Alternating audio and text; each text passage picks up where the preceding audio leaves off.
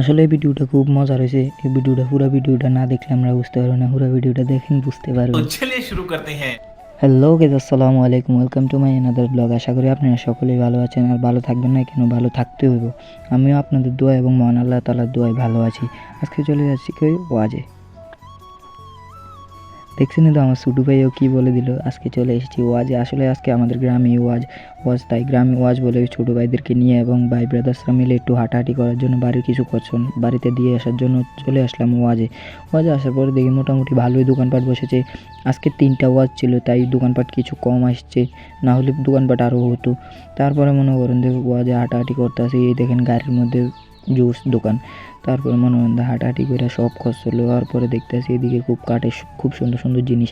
তারপর দেখতে পাচ্ছেন কোরআনের পাখিগুলা কি সুন্দর করে দৌড়াদৌড়ি করতে পারছে।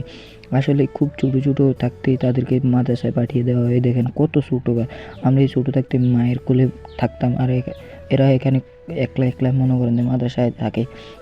তারপরে স্টেজের দিকে আসার পরে দেখি তারা কি গজল টজল বলতে আছে। তারপর রান্নাঘরের দিকে আসে, দেখি আমার বন্ধু গিয়ে বাউসিগিরি করতে আছে। তারপরে হাতে দিয়ে এদিকে মুখ লুকালে, হাতে বলে মুখ দিতে না। আরেক বন্ধু হাতে কইতেছে, হাতে বলে গজল করবো। তারপরে হাতের মাইক না দেওয়ানোর পরে হাতে সে দিয়েছে, আমার মাইক দিল না, আমি গজল করতাম।